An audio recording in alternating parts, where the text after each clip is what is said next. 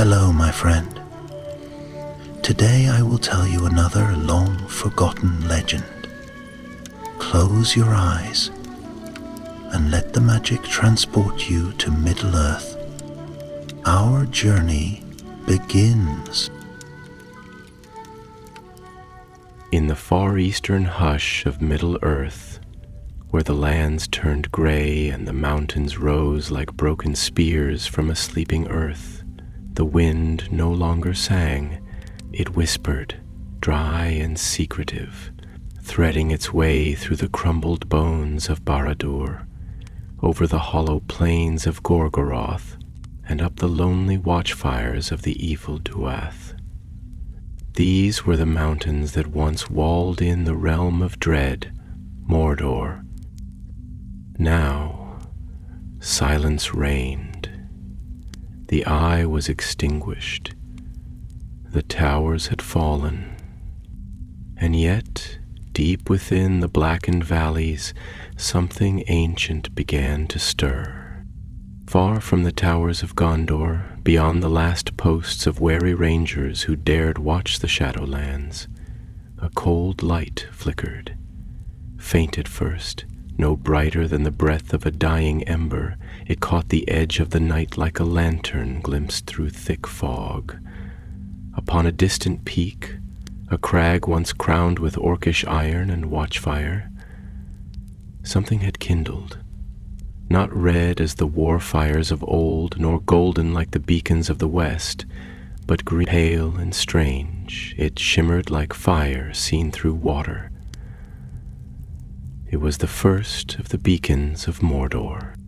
No trumpet sounded, no wings flew to bear the tidings, but in the dreams of the wise, something changed. Far to the west, in the soft, mist-veiled hills where the forest clung to the skirts of Ithilien, a traveler stirred beneath a moonless sky.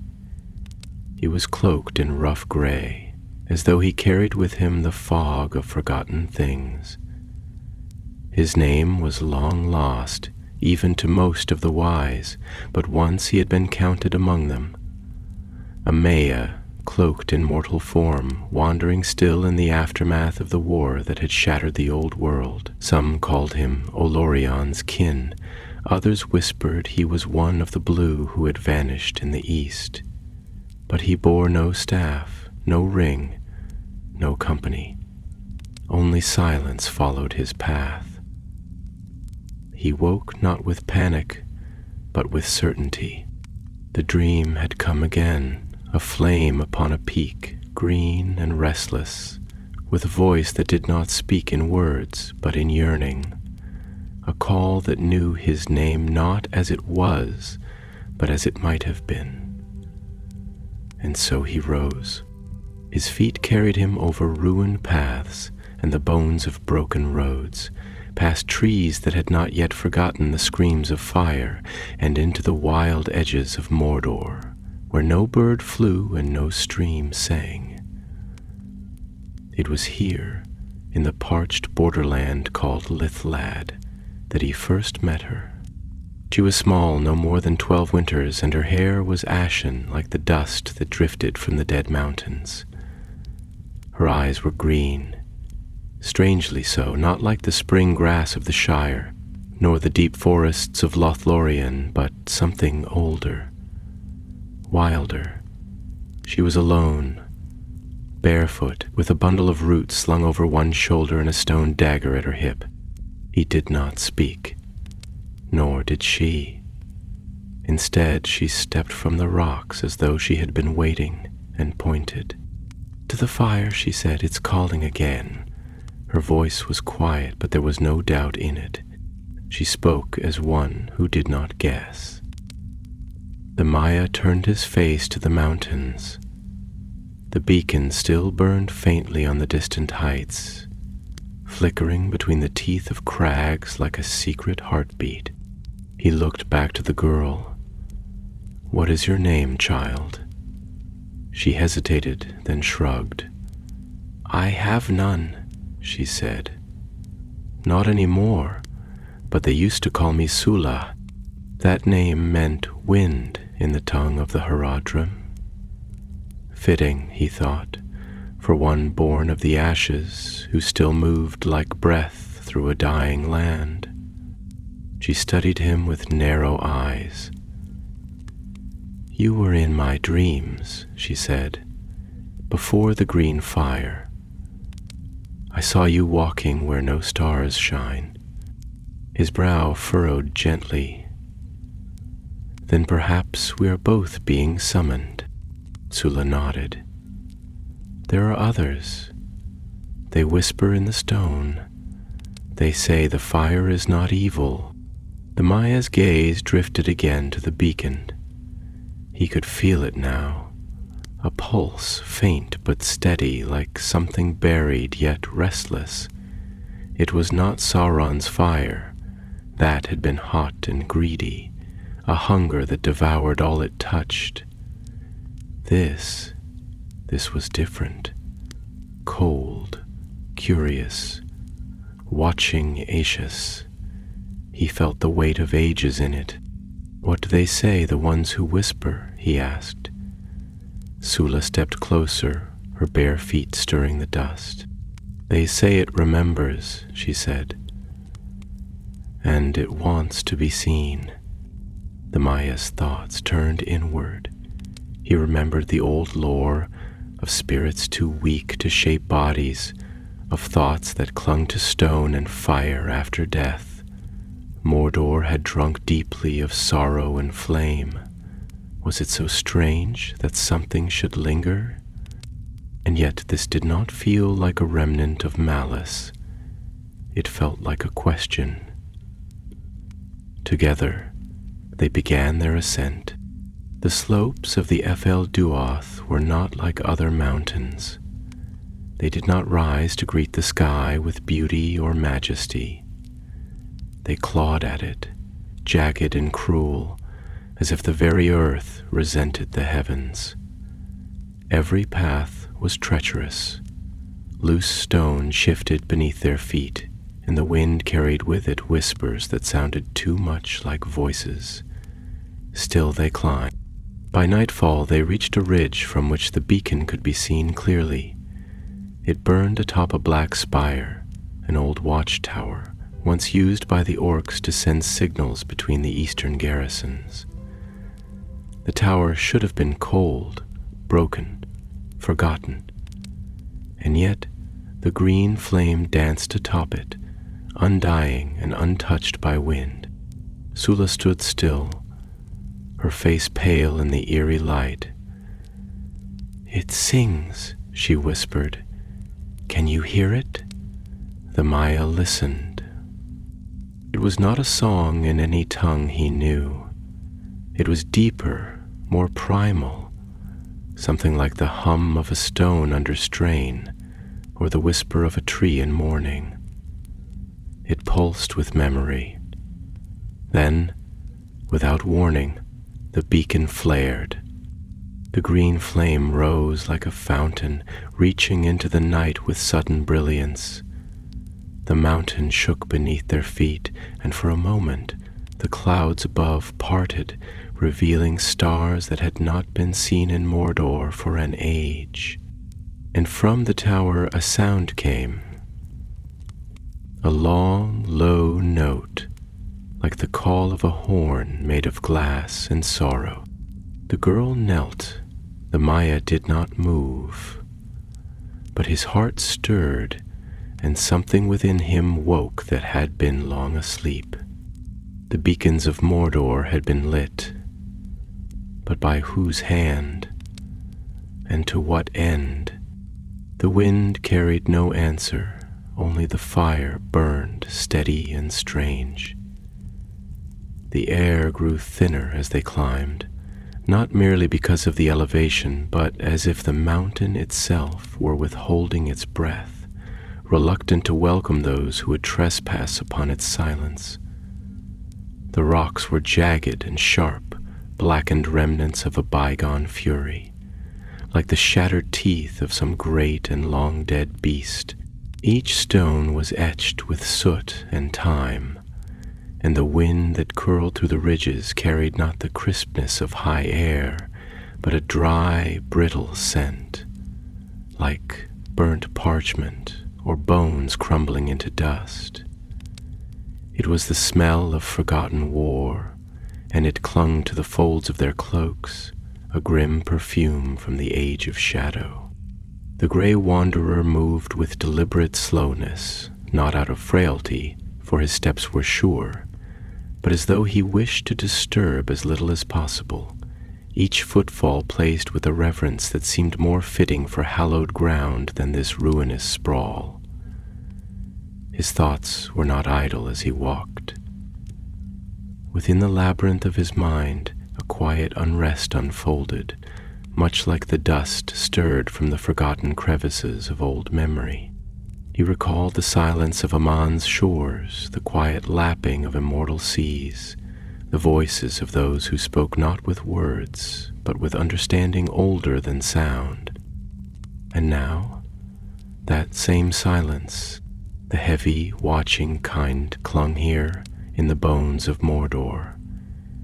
It should have been empty, it should have been dead, but there was something here that still watched, still waited.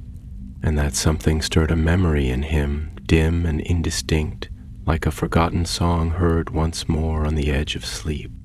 Sula followed behind, her small form half swallowed by the folds of her soot-colored cloak, which she had stitched herself from scraps taken from the bodies of the fallen. Fragments of fabric that whispered of old battles, old fears. Her movements were nimble, almost feline, and her eyes, wide and alert, missed nothing. But it was not fear that guided her gaze. It was hunger. The hunger of a mind that had lived too long among ruins, that had found in silence a kind of speech. After a time, when the wind quieted enough that only the sound of their breathing remained, she spoke. "They say the mountains remember," she murmured, not turning to face him, her voice trembling like the edge of a blade held too tightly. Not just the wars or the fires, but the footsteps, the names whispered in agony, the promises made and broken in blood. They say stones hold memory better than flesh ever could. Her words hung in the air, and he let the silence between them stretch, not because he lacked a response, but because some truths are better steeped before they are spoken. "The earth," he replied at last, his voice low and heavy, like the distant echo of thunder rolling through a cave, "does not forget. It merely grows quiet. It lets the echoes fall to the deep places, to the hollows where light cannot reach. But they do not die, those echoes. They become something else, something patient." Sula glanced at him then, her face touched by a faint unease. "Do you think this fire, the green fire, is one of those echoes?" He took a long breath, the kind that gathers not just air, but years of thought. "I do not know," he said, "and that troubles me more than if I did. The world, Sula, is vast and layered. It is a loom of unseen threads, of past and future woven together by hands we no longer see. Sometimes something forgotten is pulled back into the light, not by design, but because a thread was pulled too tightly or left too loose."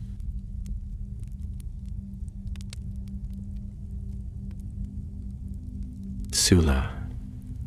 They descended the tower as though walking not upon stone, but through the layers of time itself, each step carrying them down from the heights of revelation into the lowlands of uncertainty. The spiral stair, ancient and uneven, wound downward through the bones of the structure like a great vertebrae of memory, groaning underfoot with each movement, not with the frailty of decay, but with the heaviness of recollection, as though the very walls remembered what had passed through them and now sought to speak in creaks and sighs, too long silenced. Moss grew in the cracks like old sorrow, and the torches, long dead in their sconces, wore veils of cobwebs so fine they shimmered like frost, catching the faint green glow that lingered behind them, retreating reluctantly as though the flame itself did not wish to be alone again. Outside, night had not loosened its grip, but its texture had changed.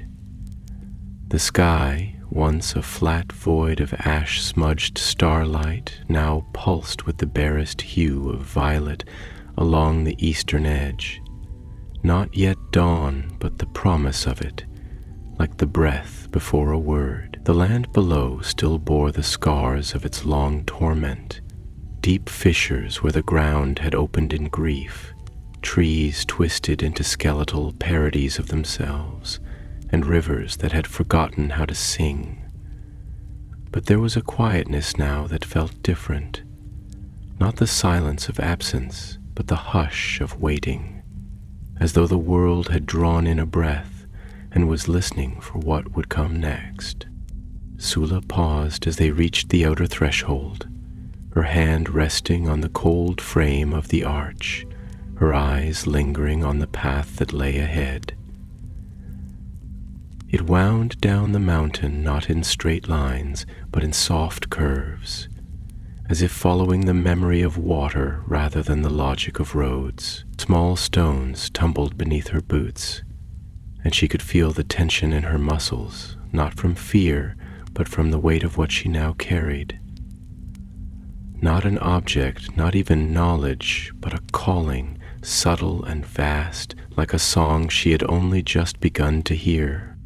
"I keep thinking," she said at last, "that this can't be real, that I'll wake in some burnt tent or cave or ruin, and all of this, the flame, the tower, even your voice, will fade like a dream left too long in the daylight. I don't know if I'm meant for this. I never asked to be part of anything larger than survival." The Maya's face, touched faintly now by the glow of the emerging stars and the far-off flicker of the second beacon, was solemn but not unkind. He folded his hands before him, as though weighing her words like stones in his palms, and when he spoke, his voice was as slow and deep as the roots of mountains. "No one is ever truly ready," he said, "for the moment when the world asks more of them than they thought they had to give. Readiness is a comfort crafted by those who believe destiny is a straight road, paved and marked and prepared. But the truth, Sula, is that the world does not move in straight lines. It curves and coils. It winds through shadow and sorrow. It leads us to places we do not expect, not to test us, but to ask us a question. Not to test us, but to ask us a question. Not to test us, but to ask us a question. Not to test us, but to ask us a question. Not to test us, but to ask us a question. Not to test us, but to ask us a question. Not to test us, but to ask us a question. Not to test us, but to ask us a question. Not to test us, but to ask us a question. Not to test us. She was silent a moment, her eyes on the broken ridgeline where the path disappeared into the folds of shadow. Then, quietly, almost to herself, she whispered, "And what if I change into something I don't recognize?" He tilted his head, his gaze heavy with centuries. "Then you are alive. We are not meant to remain the same, child of ash. Even the stars shift in their dance. Even the mountains yield to time and water. To change is not to lose yourself. It is to discover how many selves you can be, and which ones you will choose to hold close." She looked at him then, really looked, and there was a pause, long and full of thought, before she said, "You speak like someone who's walked through his own change too many times. He smiled, a small, sad thing. I have walked through so many selves, I sometimes forget which was the first. But in each there was a question I never outran. What is worth becoming for? And the answer always was this: hope. They stood in silence after that, letting the wind speak between them. It carried with it the scent of cold rock and distant fire, of earth just beginning to stir, and it curled around them as if to listen. The stars above wheeled slowly, and in their slow arc was the echo of old songs not yet sung again. They began to walk. The path led them along a narrow ledge that overlooked a valley carved by ancient lava and deeper pain. Blackened trees, long dead, reached their limbs to the sky in frozen supplication, and pools of stagnant water reflected the stars with uneasy stillness. Yet even here, the land seemed to be listening, as if their presence had awakened something buried beneath the ash. A memory of life, of green, of growth. Here and there, cracks in the stone bled faint moss, luminous and pale, whispering that even scorched earth could dream again. Sula moved with more assurance now, not because her fears had vanished, but because she had given them names, and named fears are smaller than nameless ones. Her eyes were sharp, not with suspicion, but with curiosity, and she asked questions of the wind and the stone, as though they might answer if only given enough time. "What do you think the next beacon will be like?" she asked. Not with excitement, but with a quiet hope, the kind that grows when one has learned to expect nothing, yet yearns still for wonder. The Maya considered, his stride steady and his voice low, different. No two places remember the same way. This tower remembered loneliness and yearning. Another might remember fire and fury, or wisdom lost, or betrayal so old it has turned to ice. But all of them will remember. That much, I believe. She nodded, and for a long while they walked without speaking. The only sound their footsteps on old stone, and the wind, still whispering her name like it was learning how to say it for the first time. In the distance, the golden beacon pulsed again. Not as a command, but as a heartbeat, and somewhere beneath the mountains something ancient stirred. Not with anger, but with memory. The path had become less a road and more remembrance, winding not with the logic of terrain, but with the emotion of something half forgotten. As Sula and the Maya made their slow descent into the lower valleys of Mordor, the land itself began to change, as if uncertain whether to hold onto the shape it had worn through years of darkness, or to begin, however tentatively, the long return to something softer, where once there had been only scorched earth and the broken teeth of ancient stone. Now there were signs, not yet of life, but of its longing. Here and there among the black shale grew small tufts of pale grass, not green but silver, duble, like starlight that had remembered the soil. The air, too, had shifted. It no longer tasted of ash and bitterness, but of dust and distance, like the breath of a long-forgotten cave exhaling after centuries of stillness. They passed through a narrow pass between two cliffs that leaned toward one another like old friends burdened by sorrow, their craggy faces lined with deep fissures that might once have been the scars of war, or perhaps simply the natural weeping of stone too long exposed to silence. Shadows pooled thickly in the clefts of the rock, but the shadows no longer felt watching or wicked. Instead, they felt reflective, like the interior of a thought not yet spoken aloud. Sula walked in silence for a long while, her steps steady, her eyes distant. The golden light of the second beacon was visible now only as a hazy bloom above the far horizon, partially obscured by rising mist and the curve of the land, but it pulsed with regularity, a soft throb against the chest of the world, like a heartbeat echoing through stone. She felt its rhythm within her, not as urgency, but as invitation. Each beat seemed to ask a question, not of action, but of being. Who are you now? What do you carry? What have you chosen to remember? At last she spoke, her voice low and uneven, like water slipping over stones in a dry riverbed. When I was little, before the fires came, I remember hearing a story from an old woman in the village. She said that the stars were holes in the fabric of the world, tears left behind when the Valar first sang creation into being. She said that through those tears, the light of the song still shines, even now. That if you stare long enough, you might hear a note meant only for you. She paused, brushing her fingers against the trunk of a dead tree as they passed, its bark soft with rot yet still standing, like a memory refusing to fall. I used to think that was just a tale for children, something to quiet the fear when the wind howled. But now I think she might have been right. Maybe the stars really are tears. Maybe the world remembers where it was broken.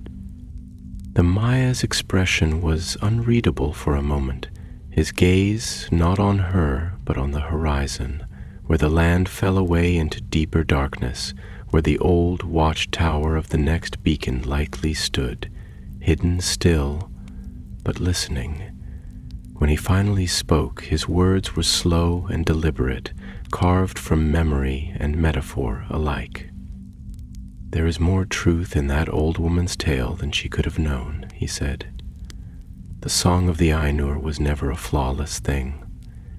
It was vast, yes, and beautiful beyond comprehension, but even in its first notes there was dissonance. Melkor's rebellion, the weaving of counter-melodies that led to suffering and shadow. Those tears in the world, they are not just wounds, they are openings, and openings are not always weaknesses. Sometimes they are invitations. And it said, "Remember me." They entered the tower slowly, not as explorers but as pilgrims, for the air within was not merely air, it was breath held too long, memory exhaled in silence, a sigh of stone and shadow.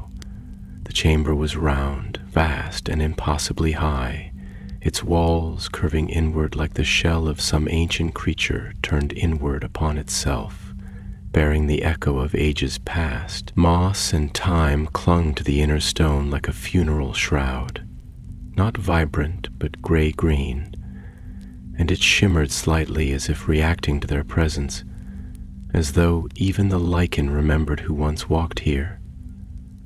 The very floor beneath them hummed, faintly at first, but rising in a rhythm that felt akin to a heartbeat, slow, ponderous, but unmistakably alive. At the heart of this sanctum stood the brazier, or what once had been a brazier, now transformed by some force beyond the reach of fire or forge. Suspended in air above its pedestal by no visible support, the green flame hovered and pulsed, its core deep and dense like a jewel lit from within, its outer tongues flickering like translucent leaves stirred by a wind from nowhere.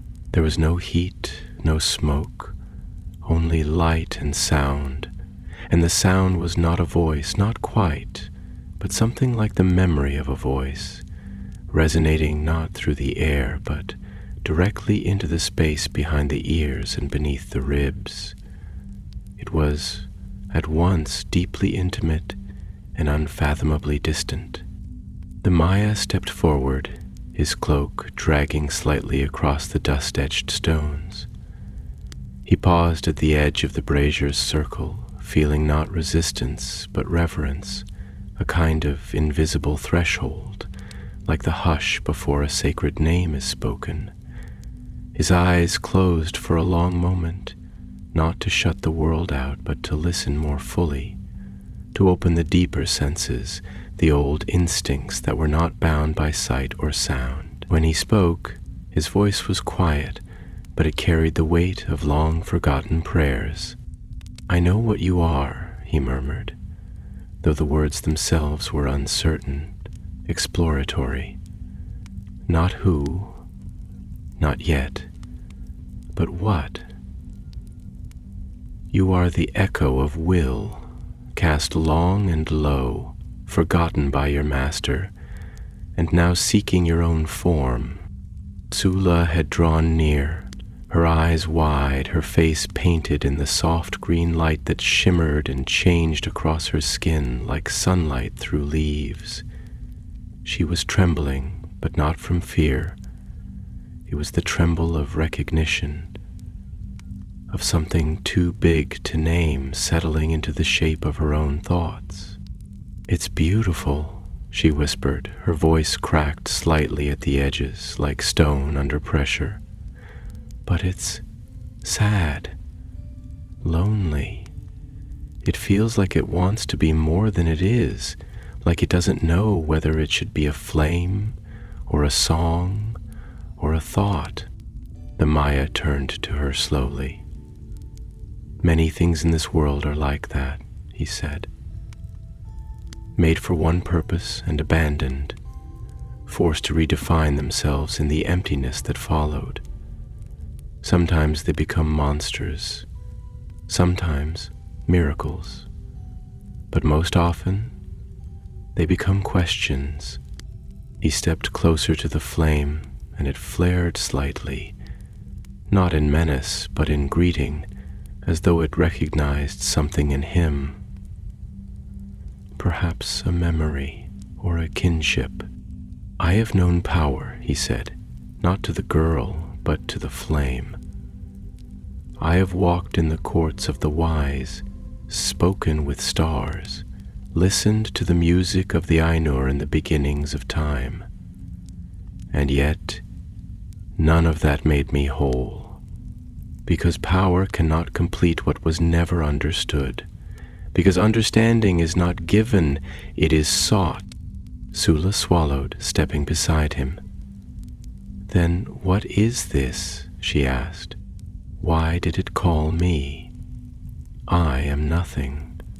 No power, no story, just a child born under a broken sky."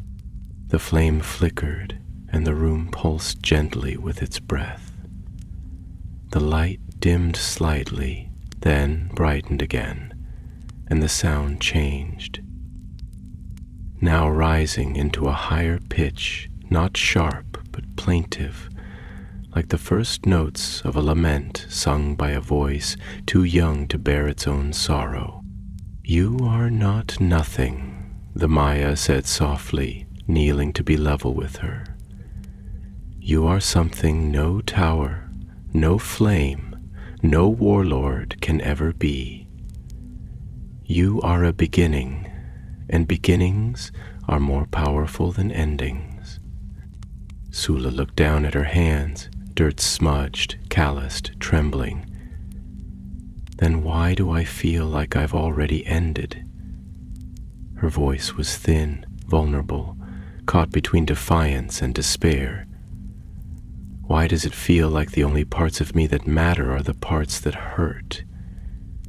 I don't even remember my mother's voice. I don't know what hope sounds like. All I know is survival." The silence after her words was long, and then the tower responded, not in words, but in image.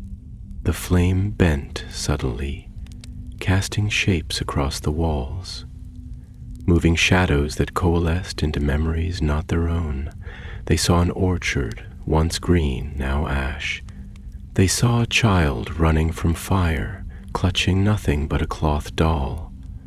They saw the crumbling of towers, not this one, but others, falling into the same dust, the same silence, and they saw the girl, Sula, not as she was, but as she might be, older, wiser, wrapped not in rags but in a cloak of starlight, speaking not to flames but for them.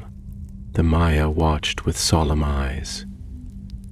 "Memory is not a chain," he said. "It is a root, and roots do not bind, they nourish. They hold you when the storm comes, but they are not who you are. They are only where you came from." The flame pulsed again, and this time the voice within it, still not a voice but something close, spoke more clearly, though still in the language of emotion, of resonance. "I remember the sky before it turned red. I remember the promise that was made to me. I was meant to guide, not burn. I was meant to see." The Maya rose to his feet slowly. "Then you are not the shadow," he said, "but the watcher. You were twisted by the will of another, used to see the world only as threat, but now you seek to see it again, not as it is, but as it might be." Sula stepped closer to the flame. Her hand reached out, though she did not touch it. "And what do you see in me?" she asked quietly. "What does a watcher remember when it looks at a forgotten child?" The answer came, not in flame but in warmth, soft, not physical but emotional. A wave of something ancient and gentle filled the room, and the tower, long silent, exhaled. "I see a seed that will not die." And in that moment the girl wept, not out of grief nor fear, but because she had never been seen before. Not truly, not wholly. And now, in the heart of a tower built for war, by a flame once used for dominance, she had been seen. Not as a tool, not as a survivor, but as a soul. The wind outside had quieted now. The mountain no longer sighed. The stars above the broken sky pulsed more brightly, as though taking breath for the first time in an age, and the flame burned on, not with power, but with purpose. Night deepened around the tower like an old, familiar shroud, and the air grew thick with the breath of memory. Outside, the mountain range of Ifel Duath stretched in solemn silence, each peak a black silhouette against the trembling stars. From the vantage of the beacon's high chamber, the land of Mordor spread beneath them like the pages of an ancient tome, scarred and silent, yet not lifeless. There were no birds, no beasts, no songs of streams or the rustle of trees, and yet in the hush, in the bare breath between the winds, there was something that watched, something that listened, something that waited not for command, but for recognition. Inside the tower, the green flame had stilled into a steady pulse, and its light cast deep shadows that danced in long arcs across the curved walls.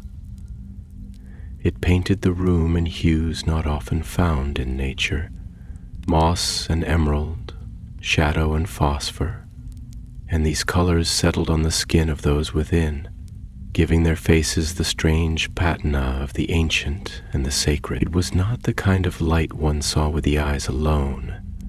It reached further, brushing the threshold of memory, illuminating not the chamber, but the soul.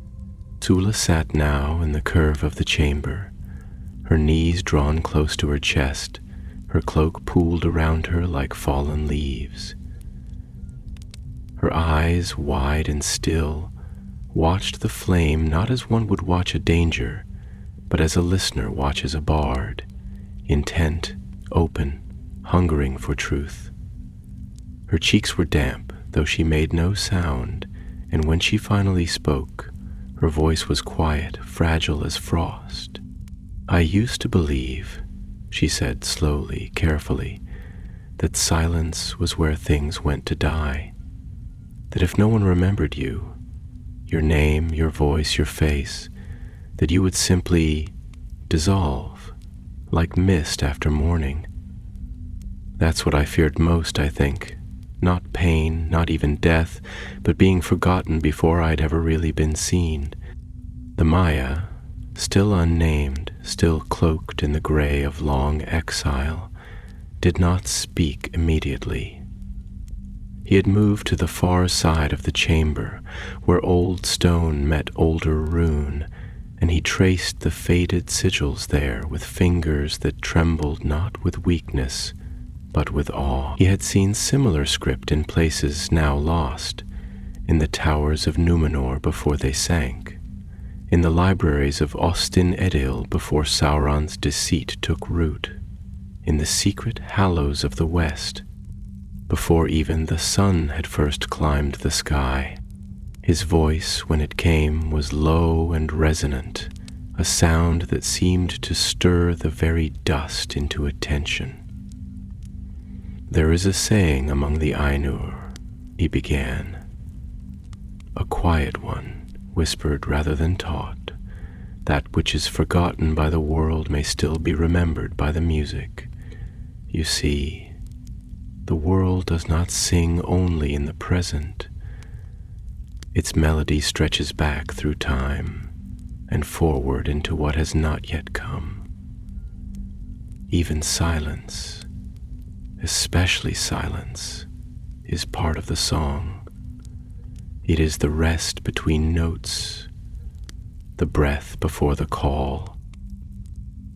He turned to her, his expression soft with a sorrow too old to be sharp. "You have not been forgotten, Sula. Not by this tower, not by this flame, and not by the world. It is just that your name was never meant to be spoken in haste. Some names are slow to awaken. Some are born not in fire nor in joy, but in the hush that follows ruin." Sula looked up at him, and there was a glint in her eye, something like defiance, but shaped by vulnerability. "But what if my name isn't enough?" she asked. "What if I wasn't meant to do anything?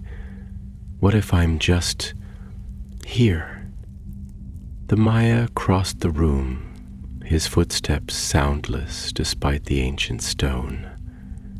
He knelt beside her, not as a mentor nor a guardian, but as an equal. Two souls adrift in a world that no longer remembered how to sing their verses.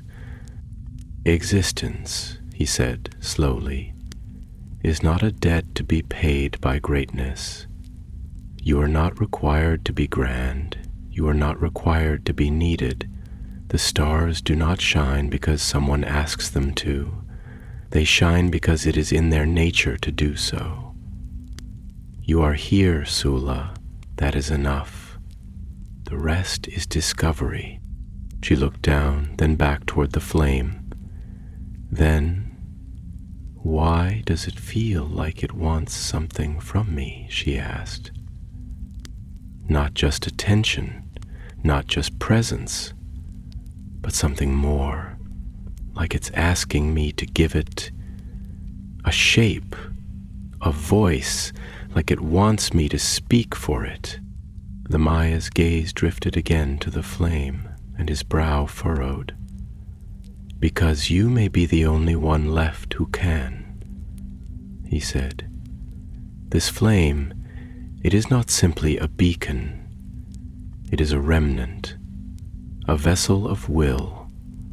Not Sauron's, not fully, not any more.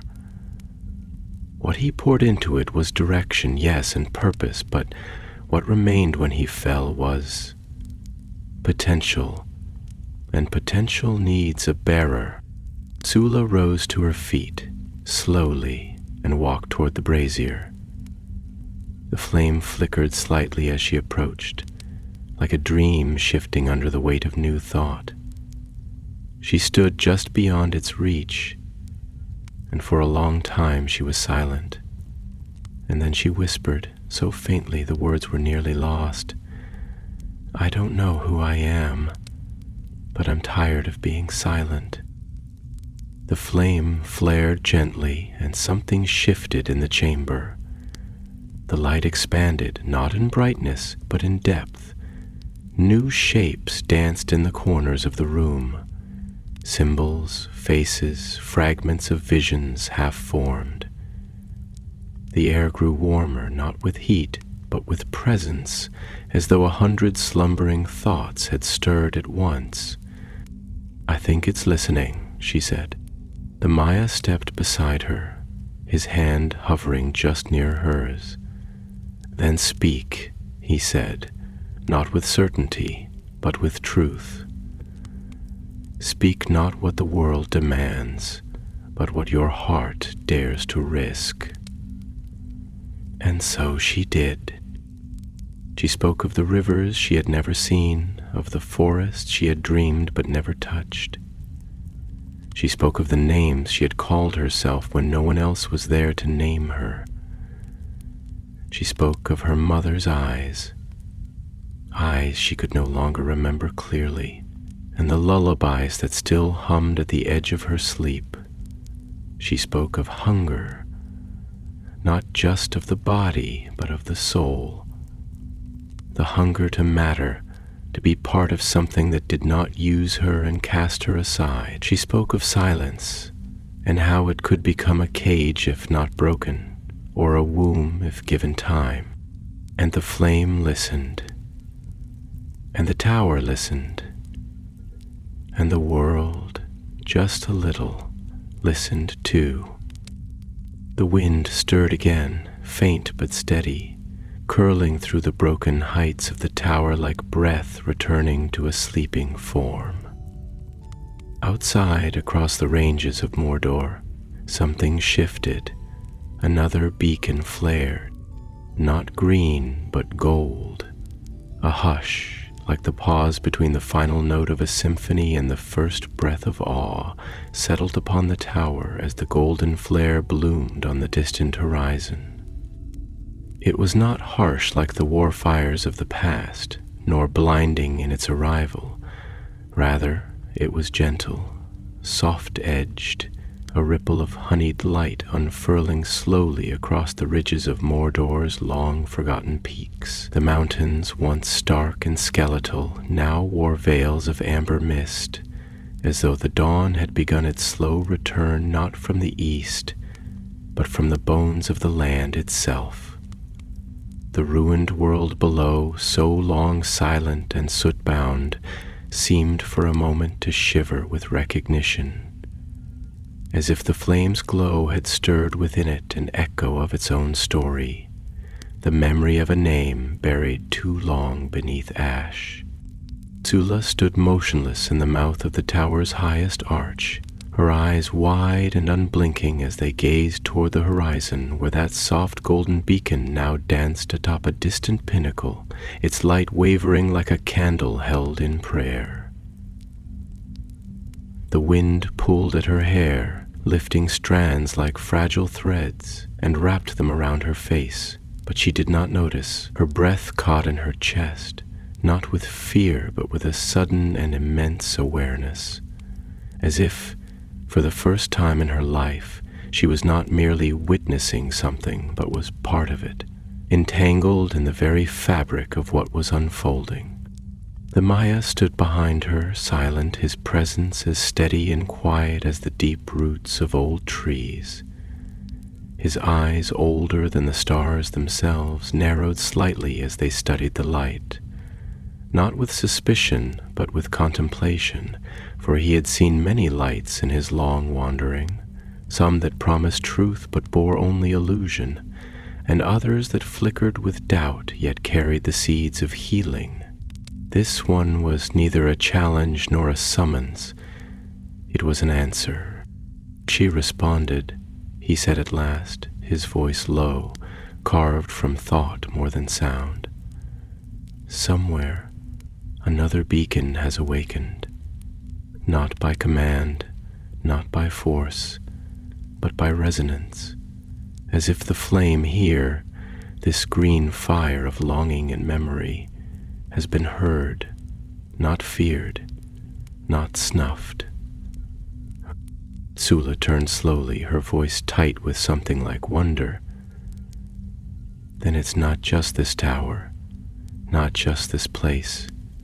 There are others, other beacons, other watchers, other... He nodded, though his eyes did not leave the horizon. Yes. The light we see is not merely a reflection of power. It is an invitation. It means something, somewhere, remembered what it had once been. She moved closer to him, her gaze still searching the distance. But what do we do now? We came here because something called to us. I thought it was just this flame, this place, but now it's like the whole land is beginning to speak. The Maya stepped forward, placing one hand on the stone archway, his fingers spreading wide as though trying to feel the ancient pulse of the structure itself. This place, he said, is no longer merely a ruin. It is a node, a convergence point, like the center of a web of thought long broken. The towers, the beacons, they were not simply posts of surveillance or war. They were meant to connect, to converse, to bear witness. But something severed their voices, something turned them inward, and now he paused, his eyes narrowing further. Now because you listened, one has dared to speak again. Sula's voice softened, and if more awakened. He looked at her then, and there was a gravity in his expression, tempered by tenderness. Then the forgotten parts of the world may remember themselves, and when memory returns, healing can begin, not only for the land, but for all who walk it.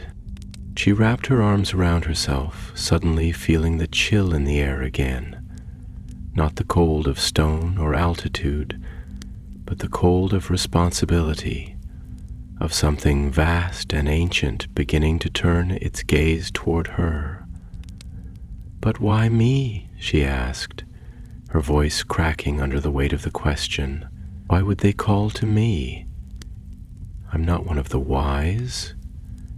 I'm not strong or noble or even brave. I've survived, yes, but I've survived by hiding, by being unseen, unheard, unneeded. What part of that would make me worthy to wake ancient fire?" The Maya did not answer right away.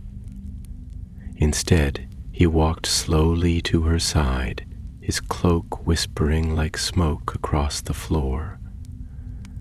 He looked at her for a long moment, and then spoke with the kind of quiet certainty that reshapes doubt into possibility. "There are lights," he said, "that are born of greatness, that blaze with lineage and lore and legacy, but there are others, smaller, softer, that burn with a different kind of fire, not the fire of dominion, but of presence, of care, of witnessing what others overlook. You are not a torch, Sula. You are a hearth, a place where warmth survives despite the storm. That is why they heard you. That is why they answered." Her eyes filled with tears, but she did not look away. "Then what must I do?" The Maya turned once more to the golden flame, now steady on the distant peak. "You must listen. You must go to the others, not to command them, but to learn what they have become. Each beacon holds a memory. Each one has a different voice. Some may be like this, open, eager to speak. Others may be twisted, broken, dangerous, but all of them are part of something greater. A song once sung in unity, now shattered into discord. If we can learn their tones, their names, their wounds, we may yet restore the harmony. Sula drew a slow breath, the kind that fills the soul rather than the lungs. "And you?" she asked. "Will you come with me?" The Maya smiled, not with joy, but with something deeper, with recognition. "I will walk beside you," he said, "not to lead, but to witness. You are the voice now. I am the echo." Together they turned from the tower's edge. The green flame behind them pulsed softly, no longer seeking, no longer weeping, but resting, like a sentry that has finally seen the dawn. The chamber around them shimmered gently, its stone no longer cold, but remembering the warmth of hands, of hope, of footsteps returned. Outside, the path that had once been swallowed by mist now glowed faintly beneath the stars. It led not downward into despair, but outward, toward that second flame and perhaps beyond, into a land no longer ruled by silence, and the wind rising again no longer carried ash. It carried a name.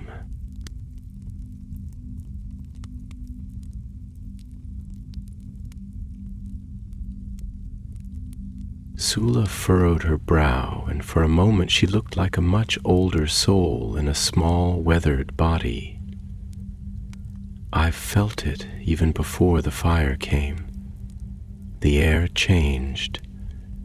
It's like the world is waiting, but it doesn't know for what." He nodded slowly, looking up at the mountain. "That is a dangerous thing, waiting without knowing. It is how we fall into the arms of false prophets, how we grasp at shadows and give them names they do not deserve." The path before them narrowed to a ledge slick with wind-blown grit, where ancient metal rings, once used by the orcs to tie chains and signal flags, jutted from the stone like rusted thorns. The beacon flared again, a breath of light in the growing dusk, its green hue casting a strange pallor over their faces. It was not a comforting light. It shimmered like memories that had turned bitter with age, and yet it did not drive them back. "Why did you follow me?" he asked suddenly, turning to the girl, as they paused to rest beside a fallen obelisk of black basalt, half buried in the scree. Sula took her time before answering. She leaned against the stone and closed her eyes, listening to the wind as though it were speaking a language only she could hear. "Because I've lived in silence too long," she said, her voice as steady as the flame behind them. "Because something in that fire doesn't feel like hate. It feels like loneliness, like a voice that was never heard, and I know what that is." She opened her eyes, and they glistened with more than the reflection of the light. "You asked my name," she continued, "and I told you what they used to call me, but that name, it's like a coat that doesn't fit anymore. I want to know who I am, truly, and I think the fire knows. I think it's calling me to remember something I've never known." The Maya looked at her then, truly looked. Past the ragged cloak and the weathered skin, past the green fire eyes, he saw the shape of a soul not born of shadow, but cast into it and left to make meaning of its own. And in her gaze he saw a reflection of something long buried in himself, the quiet grief of being unmoored from origin, of searching not for power but for place. The world breaks things, he said gently, and sometimes it puts them back together in ways they never expected. Perhaps you are being shaped by the very silence you've lived in. Perhaps that silence was not emptiness, but preparation. She nodded, though her face betrayed no certainty, only the quiet determination of one who walks forward because the past is a closed door behind her. As the sky deepened into twilight, the stars began to prick the heavens, cold silver witnesses to the secrets below. But over the tower, the green flame continued to burn, steady and unwavering, like a sentinel that had waited far too long to be seen. Sula rose first, brushing the dust from her hands. "We should keep moving," she said, her tone shifting slightly, more certain now, more resolved. "We're close. I can feel it." The Maya followed, his cloak whispering over the stone. But as they turned the last bend, the path opened into a sudden chasm, a cleft torn long ago by fire and rage, a wound in the earth that had never quite healed. Across it, the beacon tower rose like a shard of memory, ancient and monolithic, its stone blackened but unbroken. And in that moment, as they stood on the edge, the wind rose again, not howling, but sighing, a long, low breath that seemed to exhale from the mountain itself. And the voice, soft, not spoken, but felt, reached into both of them. "Welcome." They stood in stillness, as if the very breath of the world had paused to watch them. Two small figures balanced on the precipice of a wound so deep it seemed to cut not only the land, but time itself. The chasm yawned before them, jagged and black, its edges crumbling like scorched parchment, and its depths shrouded in a shadow so dense it drank the light of stars. The wind here was no longer playful nor cruel. It was reverent, as though it carried not merely air but memory, sighing over stone like a mourner, whispering the name of a long-dead friend. The mountain did not roar or protest. It remembered. The gray wanderer, whose name had been worn away by the years like writing on ancient bark, let his hand rest upon the shoulder of the child beside him. He felt the pulse of her thoughts before she spoke, a storm held back by the fragile dam of youth. Her eyes were fixed on the beacon tower across the void, no longer merely curious, but solemn, almost reverent. The green fire danced still, untouched by wind or time, and the tower beneath it stood like a forgotten monument to something the world had chosen to forget, but not forgive. Sula's voice, when it came, was quieter than before, but no less certain. "There is something down there, I can feel it watching, not with malice, but with a kind of longing, like it once knew what it was, but the world turned its face and now it seeks itself in fragments." She turned her gaze toward him, eyes wide with something older than fear. "Have you ever felt that way? As though you were built from the dust of other people's stories, and every breath you take is just a page borrowed from someone else's book?" The Maya did not answer immediately.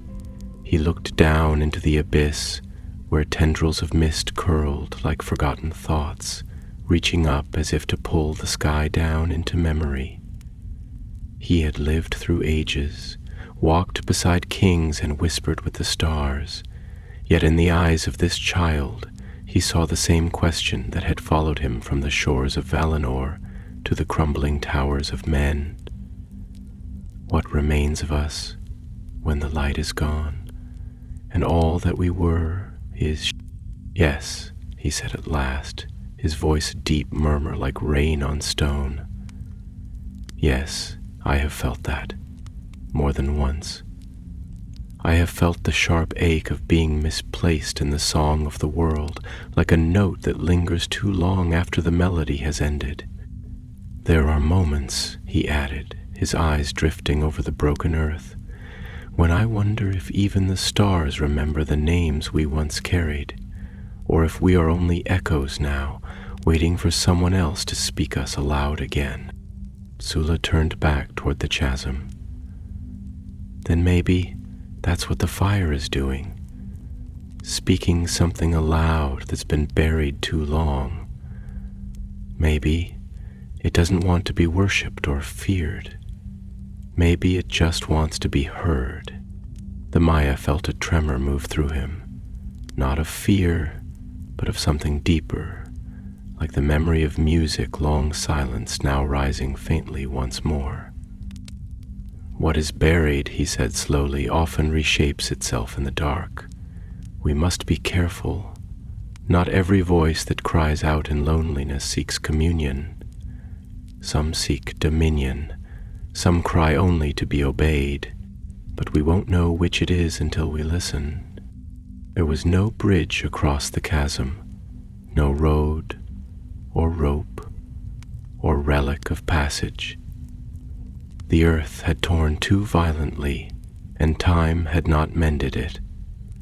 The way forward was broken, and the beacon tower stood as if marooned in its own memory, unreachable by any simple path.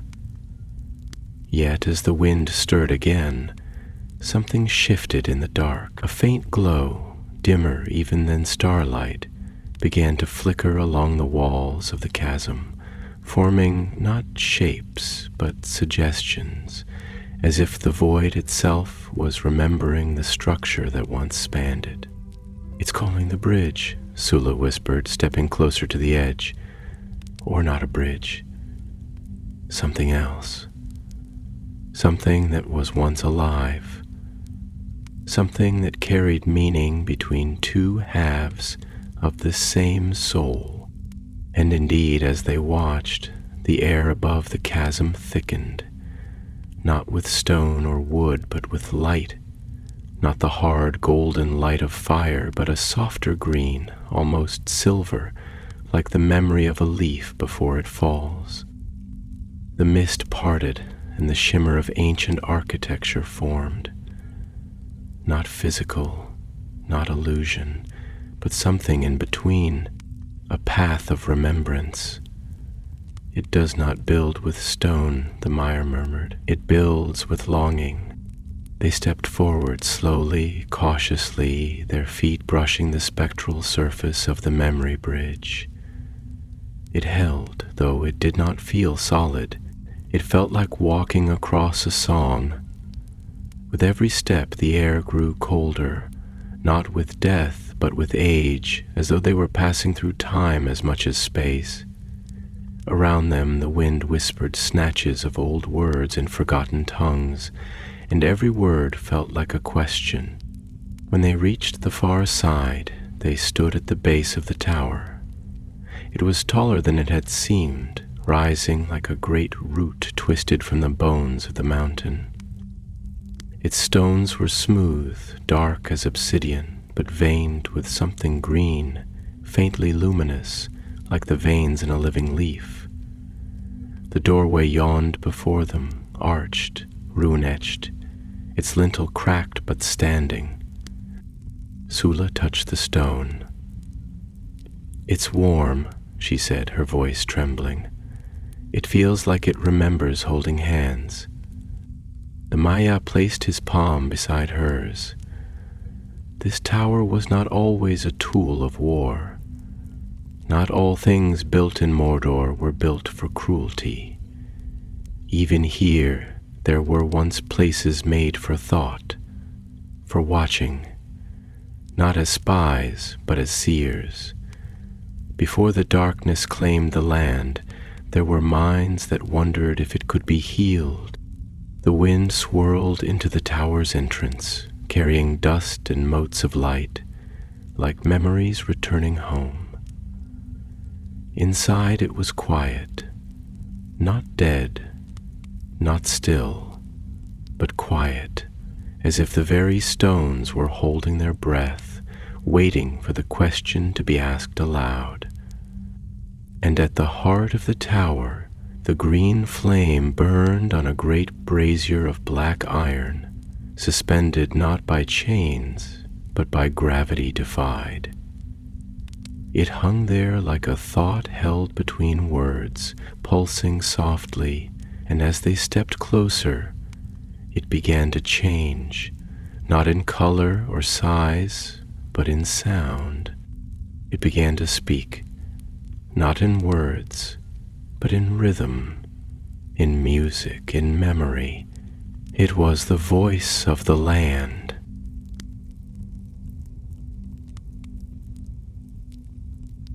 He turned to her, and his eyes, ageless and weary, held a flicker of something tender. The world is made not only of light and darkness, but of what lies between. The space where shadow softens into dusk, where fire becomes warmth instead of destruction. You, Sula, are such a place, not a star, not a flame, but a seam, a point of meeting. Her breath caught at his words, and she looked away, ashamed of the sting behind her eyes. "But I don't feel like a meeting place," she said. "I feel like a battlefield. There are so many parts of me pulling in different directions. The child who wants to hide, the girl who wants to be seen, the stranger who walks toward things she doesn't understand, hoping that if she walks far enough she might understand herself." The Maya reached out and placed a hand on her shoulder, not as a gesture of guidance, but of presence. "That is what a meeting place is," he said. "Not peace, not certainty, but the place where contradictions speak, where old grief and new hope sit beside each other and try, however clumsily, to make a home." They walked on, the landscape now thick with low mist rising from hidden crevices like breath from an unseen beast. The golden light ahead began to waver slightly, not in strength, but in shape, as though the beacon's fire were no longer simply burning, but dreaming. As they crested a ridge, the second tower finally came into view. It was not like the first. Where the green-flamed tower had been solid and cylindrical, a sentinel carved into the bones of the mountain, this one was jagged and asymmetric, more ruin than structure. The stones were cracked and slanted, leaning into one another like a congregation of broken backs. Vines grew here, not the creeping, lifeless vines of decay, but strong, thick tendrils that pulsed faintly with a golden glow, wrapping the tower in a strange embrace, as though the earth itself were trying to heal it from the outside in. The flame, too, was different. It did not sit in a brazier. It floated above the tower's crown like a crown of liquid amber, casting long rays of soft light that danced slowly in spirals, illuminating nothing, yet touching everything. The air around it shimmered, not with heat, but with meaning. Sula stood on the ridge and stared. "It's beautiful," she said, "but it's different. It doesn't feel lonely like the first flame. It feels full, like it's remembering something, joyful." The Maya nodded slowly. "Yes. This one carries not the weight of longing, but of celebration remembered. Perhaps it was once a place of gathering, of union, of oath." They descended toward it, their footsteps slow, reverent, and as they neared the base of the broken tower, they heard it. Music. Not in notes, not in instruments, but in rhythm, the rhythm of wind passing through vine, of stones shifting softly in their rest, of earth breathing. The second beacon was not calling, it was welcoming them home. The golden beacon shimmered above the ruins like a thought held aloft by memory alone, its light not blazing but diffused, gentle, more akin to the quiet radiance of dawn resting upon a field of still dew than the sharpness of fire meant to warn or wound.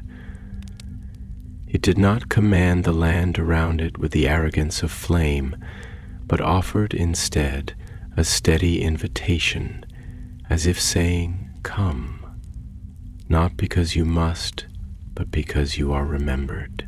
And indeed the land responded.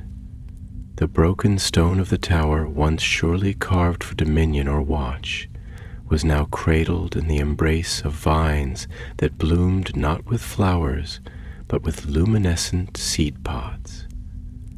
Small orbs of golden white that pulsed faintly in time with the light above, like the heartbeat of something vast and dreaming.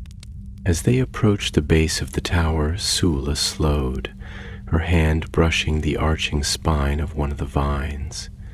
It was warm, not with the heat of sun or flame, but with something deeper, like the warmth left behind on a blanket that has wrapped a beloved shape. Her fingertips lingered, and she closed her eyes for a long breath.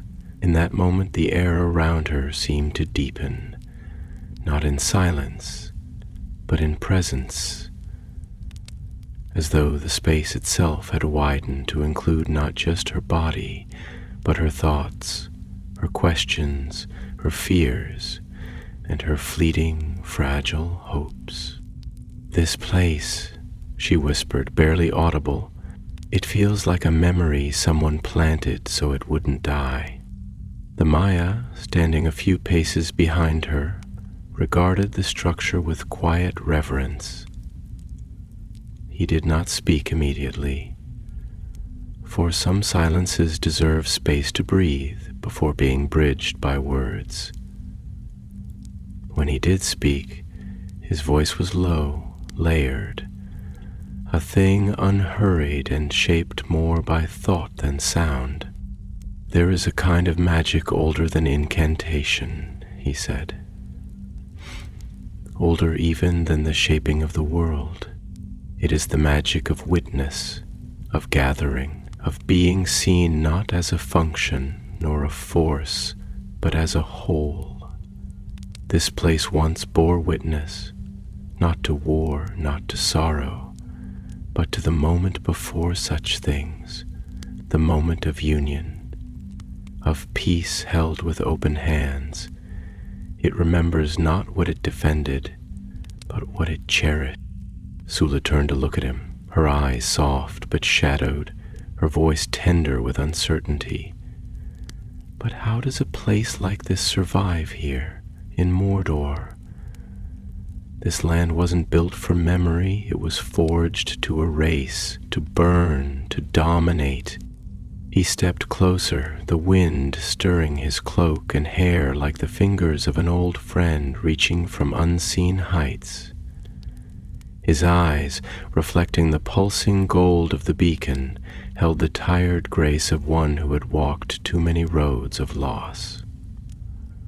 "Even in the deepest night," he said, "there are stars that shine without permission, not because they defy the dark, but because they are older than it. So it is with this place. It is not a defiance of Mordor's past. It is a root that reached deeper than the rot. It endured." She considered this in silence, her thoughts moving like the mist that clung to the grass around the tower's foundation. She was beginning to understand that these beacons were not merely towers. They were echoes of truth, of different facets of the world's ancient soul, each one shaped by what it had survived and by what it still remembered to love. And this one, unlike the lonely watcher of the green flame, remembered joy, remembered laughter, remembered a time when the gathering of voices was not for strategy or command, but for stories, for the rhythm of shared breath, for hands clasped not in oath, but in affection. "I wonder," she said slowly, her eyes returning to the light above, "what it sees in me, what it's asking me to carry." The first flame felt like a wound that needed someone to grieve it. This one feels lighter, but deeper too, like it's offering me something I don't yet have the shape to hold. The Maea's gaze did not leave her face. "Perhaps," he said, "it offers you not something new, but something long buried, a part of yourself that never had the chance to bloom. Not all gifts are given from without. Some awaken from within, called forth by places like this." She felt the truth of it, though it stirred fear as much as comfort. To awaken something within oneself is not always a gentle act. It can be a rupture, a rebreaking of the soul's old fractures in order to knit them together again with golden thread. Still, she stepped forward. The entrance to the tower was broken, the archway partially collapsed, but the interior beyond was not choked with debris or shadow. Instead, the vines had grown inward, wrapping the inner columns with grace, their faint light filling the chamber with a glow that danced across the high, cracked ceiling. It was a sacred ruin, and it greeted her not with solemnity, but with warmth. At the center of the floor was a shallow basin, long dry, its edges edged with runes so weathered they were more suggestion than script. Sula knelt beside it, drawn not by knowledge but by intuition. She placed her hand on the rim and closed her eyes. The moment she touched it, something stirred. Not an image, not a sound, but a sensation, a memory not her own. Laughter. Laughter deep and round, echoing off stone walls. Feet dancing on stone. The clink of cups, the murmuring of songs shared beneath stars. Hands joined, eyes meeting. A union of strangers made kin by presence alone. Tears welled in her eyes, and she did not wipe them away. "I didn't know it could be like that," she whispered. "That peace could be playful, that love could be without cost." The Maya knelt beside her, not to speak, but to be near her as she remembered something she had never known. And for a while they said nothing, because some truths need only to be shared in silence. Eventually the golden flame pulsed once more, and in that pulse came a question, felt in the marrow more than the mind. "Will you carry this too?" And Sula, through the ache in her chest and the quiet joy trembling on her lips, nodded. "I will," she said, "not because I understand it, but because I want to." The light around them expanded, not blinding but enveloping, and in that golden hush, for the first time in years, the land of Mordor listened, and softly, softly, it began to hope.